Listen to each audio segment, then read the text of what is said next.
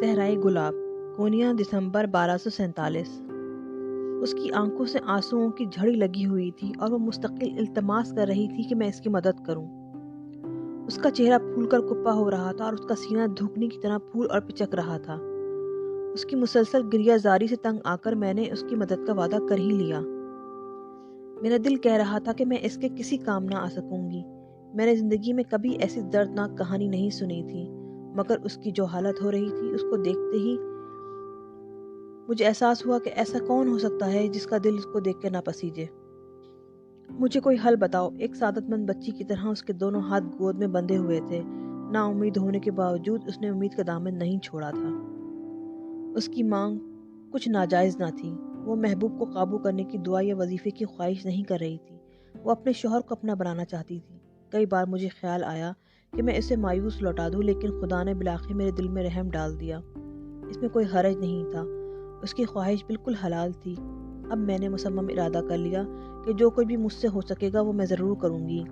یہ دیہاتی لڑکی صرف مہندی لگانا جانتی تھی اور بس۔ میں نے اسے دلکش بننے کے چند چٹکلے سکھائے۔ وہ ہوشیار اور ہونہار شاگرد تھی۔ منٹوں میں سب کچھ سمجھ گئی۔ میں نے اسے بتایا کہ غسل کے بعد کون سا عطر یا خوشبو جسم پہ لگانا چاہیے جو دیر تک قائم رہے۔ اس کا جسم بالکل خشک ہو رہا تھا۔ میں نے مالش کے لیے تیل اور اس کو ملنے کا طریقہ بتایا۔ دودھ میں شہد ڈال کر چہرہ دھونا سکھایا۔ عنبر کے بیج اور پھول بالوں میں کیسے لگائے جاتے ہیں کہ گردن سے پسینے کی بو مٹ جائے۔ لیونڈر، کنول، مارجورم اور زیتون کے تیل کی خوبیاں بتائیں۔ دانت کی صفائی رکھنی چاہیے اور رات کو کمرے میں کون سا عطر چھڑکنا چاہیے جس کی بھینی بھینی خوشبو دل میں آگ لگا دے۔ ناخن پالش، مہندی، کاجل وغیرہ کی خوبیاں بتائیں۔ چہرے کو گلابی اور ہونٹوں کو لال کس طرح کیا جائے۔ بالوں کو اس طرح دھویا جائے کہ وہ ریشمی اور مزید دراز ہو جائیں۔ یہ سب کچھ سمجھانے کے بعد ہم لوگ ایک اسٹور میں گئے اور ایسی چیزیں خرید ڈالیں جو کہ اس نے کبھی خواب و خیال میں بھی نہ دیکھی تھیں۔ پھر میں نے اسے رقص کی تعلیم دینی شروع کی۔ خدا نے جو جسم دیا ہے اس کو کس وقت اور کس طرح حرکت میں لانا ہے۔ 2 ہفتے کی تعلیم کے بعد وہ مکمل سمجھدار ہو گئی۔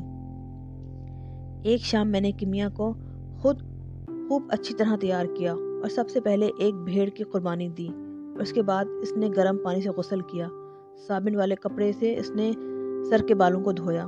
اس کے بعد میں نے اسے وہ کپڑے پہنا دیے جو ایک عورت صرف اپنے شوہر کے لیے پہنتی ہے، اور وہ بھی زندگی میں 1 یا 2 بار۔ اس کے بعد بقیہ لوازمات کا استعمال کیا۔ آج وہ اتنی حسین لگ رہی تھی کہ خود میری نگاہیں اس کے چہرے سے نہیں ہٹ رہی تھیں۔ میں کیسی لگ رہی ہوں؟ کیمیا نے بڑے اشتیاق سے پوچھا۔ میں نے نقاب پہنا اور جانے کے لیے تیار ہو گئی۔ تم لاجواب اور انتہائی شاندار نظر آ رہی ہو۔ تمہارا شوہر آج تمہارے حملے سے محفوظ نہیں رہ پائے گا۔ کیمیا کے گال شرم سے سرخ ہو گئے۔ میں ہنس پڑی اور میرے ساتھ ساتھ وہ بھی ہنسنے لگی۔ اس کی نقرئی ہنسی ایسی تھی جیسے جل ترنگ بج رہے ہوں۔ مجھے پورا اعتماد تھا کہ آج وہ شمس کو اپنی طرف متوجہ کرنے میں کامیاب ہو جائے گی۔ جیسے شہد کی مکھی پھول پر گرتی ہے اسی طرح شمس بھی بےتاب ہو جائے گا۔ بہرحال جب اس نے دروازہ کھولا اور ہماری نظریں چار ہوئیں تو میں نے اس کی آنکھوں میں شک کا ایک شائبہ دیکھا۔ اچانک میرے پیٹ میں مرور اٹھا اور میں جان گئی کہ کوئی حادثہ ہونے والا ہے۔ میں دروازے پر ہی گر پڑی، لیکن کیمیا میری حالت سے بے خبر آگے بڑھ گئی۔ میں نے اسے روکنے کی کوشش نہیں کی، وجہ میں خود بہتر سمجھتی ہوں۔ میں نے سخت غلطی کی تھی۔ میں نے اسے وہ غمزے اور اشفے سکھائے جو ایک طوائف اختیار کرتی ہے، وہ طریقے اور انداز نہیں جو ایک بیوی اپنے شوہر کے لیے کرتی ہے۔ یقیناً میں نے انجانے میں اسے غلط راستے پہ لگایا تھا، جس کا انجام بھیانک ہو سکتا تھا، لیکن وہ جا چکی تھی۔ اپنی اس غلطی کا خمیازہ مجھے ہی بھگتنا تھا۔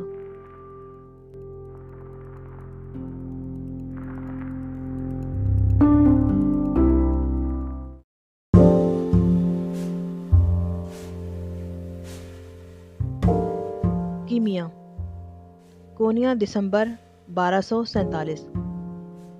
نڈر، بے باک اور بہادر شمس تبریزی محبت کے بارے میں ایک مختلف نظریہ رکھتا تھا، مگر وہ ایک بات نہیں جانتا تھا کہ درد عشق کس بلا کا نام ہے۔ اس شام جب صحرائی گلاب نے مجھے اچھی طرح تیار کیا، میرا دل بے حد تیزی سے دھڑک رہا تھا اور میں انجانے خیالات میں مبتلا نہ جانے کیا کیا سوچ رہی تھی۔ ریشمی کپڑوں کا نرم لمس، عطر کی خوشبو، گلاب کی پنکھڑی میرے بالوں میں پروئی ہوئی تھی، یہ سب مل کر مجھے پاگل کر رہی تھی۔ مگر ساتھ ہی ساتھ میری ہمت بھی جوان ہونے لگی تھی۔ راستے میں کسی شیشے پہ میں نے اپنی جھلک دیکھی۔ اگرچہ میں کافی مختلف لگ رہی تھی لیکن اس حلیے میں کافی دیدہ زیب نظر آ رہی تھی۔ میں اس بات کی منتظر رہی کہ سب اپنے اپنے کمرے میں جا کر سو جائیں، اور تب میں نے طویل موٹی چادر میں اپنے آپ کو لپیٹا اور دھیرے قدموں سے شمس کے کمرے میں داخل ہو گئی۔ کہ میاں، مجھے اس وقت تمہارے آنے کی امید نہیں تھی۔ دروازہ کھلتے ہی اس نے کہا۔ مجھے تم سے کچھ ضروری باتیں کرنا تھیں، میں نے اندر قدم رکھتے ہوئے کہا۔ برائے مہربانی دروازہ بند کر دو۔ شمس ذرا الجھے ہوئے انداز میں مجھے دیکھا اور پھر دروازہ بند کر دیا۔ 1 منٹ تک میں اپنی ہمت جمع نہ کر سکی۔ پھر میں نے اپنی پشت اس کی طرف کی اور ایک گہری سانس لیتے ہوئے تیزی سے اپنی شال ایک طرف کھسکا دی۔ مجھے شمس کی حیران آنکھوں کی چبھن کا فوراً احساس ہو گیا۔ وہ سر سے پاؤں تک مجھے گھور رہا تھا۔ کمرے میں خاموشی کا راج تھا۔ میں بری طرح کانپ رہی تھی۔ میں شمس کے سامنے گویا برہنہ کھڑی تھی۔ کیا تم جانتی ہو کہ تم کیا کر رہی ہو؟ اس نے سرد لہجے میں پوچھا۔ میں نے گڑ گڑاتے ہوئے کہا، یہ سب کچھ میں نے تم کو رجھانے کے لیے کیا ہے۔ شمس نے میرے گرد ایک چکر لگایا اور پھر بالکل میرے مقابل آ کے کھڑا ہو گیا اور مجھے بھی مجبور کر دیا کہ میں اس کی آنکھوں میں آنکھیں ڈال کر دیکھوں۔ زمین میرے پیروں سے سرکنے لگی لیکن میں نے اپنے آپ کو جلدی سنبھال لیا۔ جواب میں بھی آگے بڑھی اور اس کے جسم کے ساتھ اپنا جسم ہلکے سے ٹکرایا۔ صحرائی گلاب نے یہ طریقہ کار مجھے سمجھایا تھا۔ شمس یوں اچھل پڑا جیسے اس نے کسی گرم برتن کو چھو لیا ہو۔ کیا تم سمجھتی ہو کہ اس طرح تم مجھے پالو گی؟ میرے خیال میں یہ تمہارا پاگل پن ہے کہ میاں، تم نے مجھے مایوس کر دیا اور مجھے تنہا چھوڑ دو۔ وہ سخت طیش میں تھا لیکن اس کے چہرے پر کوئی تاثر نہ تھا۔ ایسی بے عزتی اور شرم میں نے زندگی میں پہلے کبھی محسوس نہیں کی تھی۔ میں اپنا چوغا اٹھانے کو نیچے جھکی مگر میرے ہاتھ اس بری طرح کانپ رہے تھے کہ وہ بار بار میرے ہاتھ سے پھسل جاتا۔ میں نے جلدی سے شال اٹھائی اور اپنے آپ کو لپیٹ لیا۔ ہچکیاں اور سسکیاں لیتے ہوئے میں اس کے کمرے سے بھاگ کھڑی ہوئی اور اس محبت کا خیال بھی دل سے نکال دیا جو میرے دل میں اب تک قائم تھی۔ اس دن کے بعد میں نے اپنے کمرے سے نکلنا چھوڑ دیا اور شمس کو بھی کبھی نہیں دیکھا۔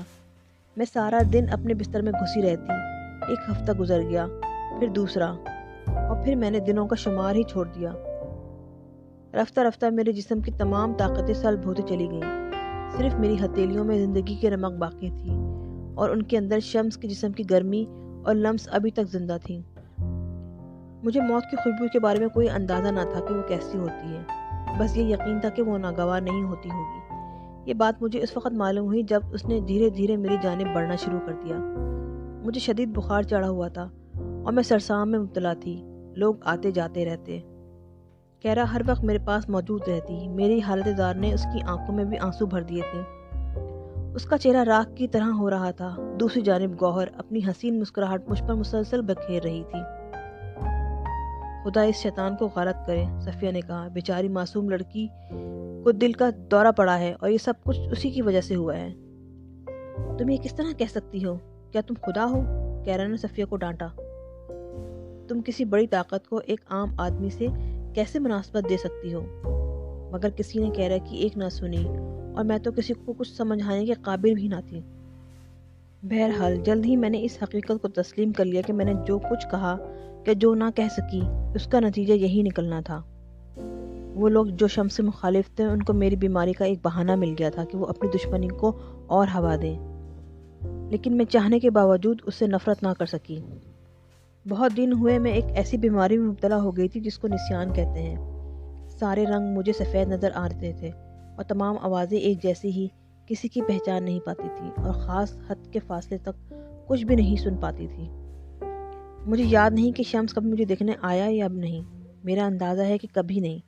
شاید کسی وقت وہ آنا چاہتا بھی ہوگا تو عورتوں کے ہجوم کی وجہ سے ہچکچا کر رہ گیا ہو، یا شاید کسی نے اس کو جھڑک دیا ہو، یا پھر کسی وقت تنہائی میں آیا ہو، میرے بستر کے پاس بیٹھا ہو اور مجھے نئے کی دھن سنائی ہو، میرا ہاتھ پکڑا ہو اور میرے لیے دعا کی ہو، مگر مجھے کچھ یاد نہیں۔